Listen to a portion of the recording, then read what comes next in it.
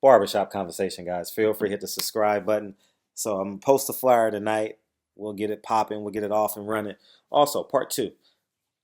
I hinted at it in my last video, but I was on the phone with Tyron Brown. Tyron, it's so good to have people who are in your life who are just more intelligent than you. You know what I mean? Like, I was like, T, how come I didn't think of this shit? So TB gets all the credit in the world for this shit. Listen, hopefully I make this, you guys got to follow me on this, right? Hopefully I make this as clear and concise about how Eddie Hearn and DAZN, it's been a game of charades for them. It's been a game of catch me if you can, come fly with me type shit, right? Or the amateur version of it, but many of us didn't catch on. And he used the analogy. This is a hell of an analogy Tyron used. He says Eddie Hearn is playing poker with pocket tens. He doesn't know how to play poker. He knows how to play great hands. And then the shit clicked on to me, how it all started making sense, right? Now I'm going to digress, and you guys are going to listen and follow me as it goes on, right? They announced Big Baby Miller versus Anthony Joshua, right? Hoopla, it does a good job, makes a big scene. It makes for a good fight, right? Moving forward, not Anthony Joshua, Big Baby Miller tests positive for PED,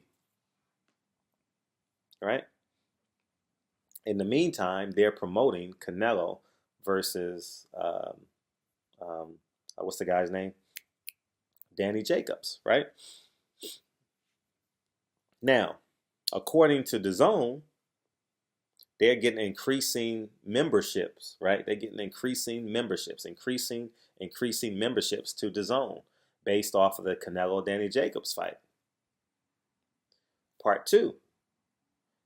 T says it wouldn't surprise him if they trumped up the charges on Big Baby Miller. You guys like how? How he failed 3 tests with three different supplements, right? When was the last time that's happened in boxing? I'm not saying it's true or false, but follow this narrative, right? It comes out May. It comes out Cinco de Mayo weekend that they get 600,000 views. They promote it because it's the best they've ever done in their life, right? 3 days later, Andy Ruiz is announced as the opponent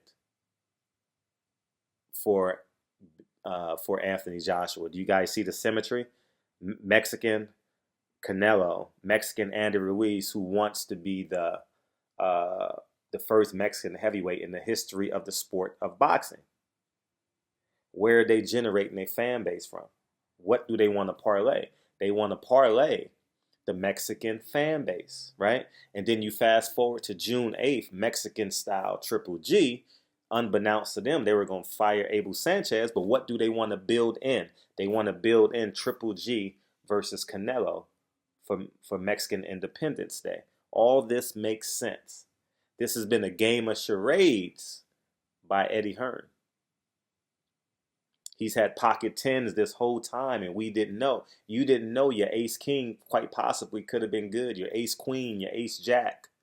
You understand what I'm saying? Your queen jack, your king queen was probably good pre-flop. But because he 4-bet you, you didn't think it was good, so you may have folded your ace king suited. You didn't call the bet. Matter of fact, you didn't re-raise him because he instilled fear in you. And that's basically what DAZN is doing. They're playing this game of charades. They don't know what they're doing or how they're going. They just believe that they have a good hand. And that good hand is Canelo. That good hand is Triple G. That good hand is Anthony Joshua. They don't know how to play this sport of boxing. Can't you tell by the way they've promoted and the way they've talked? And we got the best fighter in boxing. We got the second most popular man in boxing. It's not true. But they only know how to play good fighters.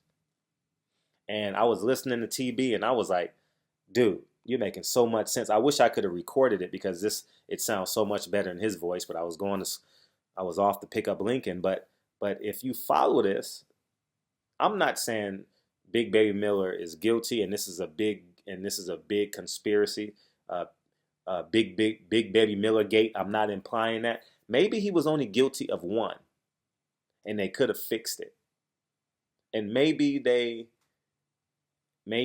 lied about the second sample, or created the second sample, or created the third sample that would eliminate him as a possibility. Because maybe there was enough time to rectify the situation. Because listen to Anthony Joshua. Anthony Joshua said, "Well, I'll still fight him on steroids." No, you won't. No, you won't. Who would do that? What mother would allow their son to go in and fight another man on steroids? You get what I'm saying? So at the end of the day, no one is a proponent of that.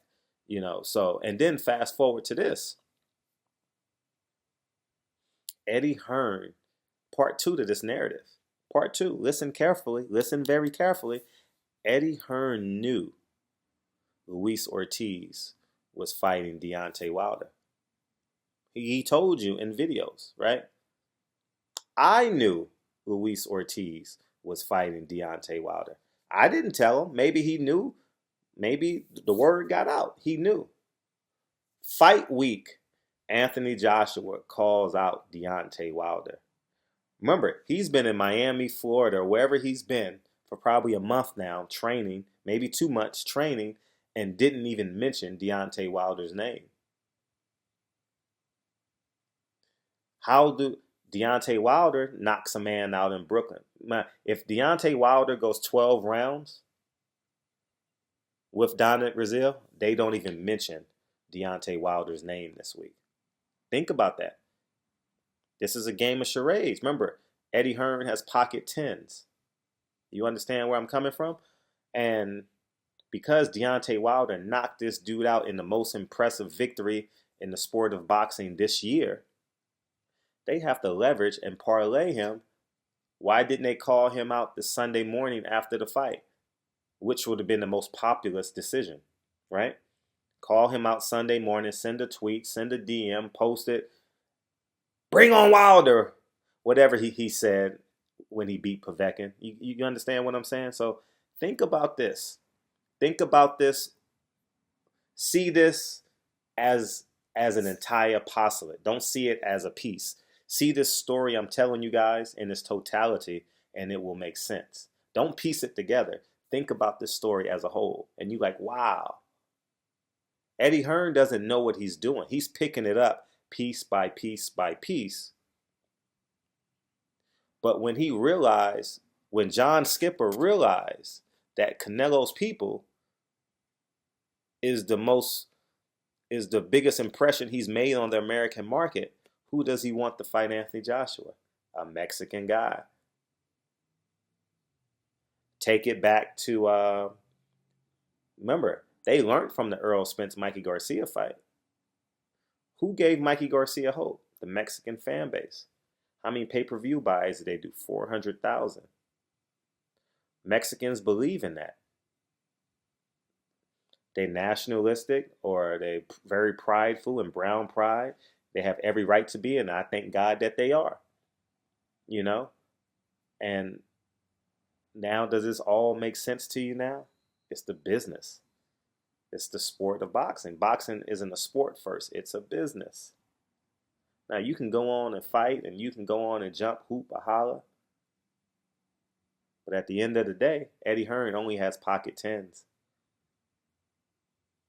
He can't beat you if you play against him. I'm going to say this again.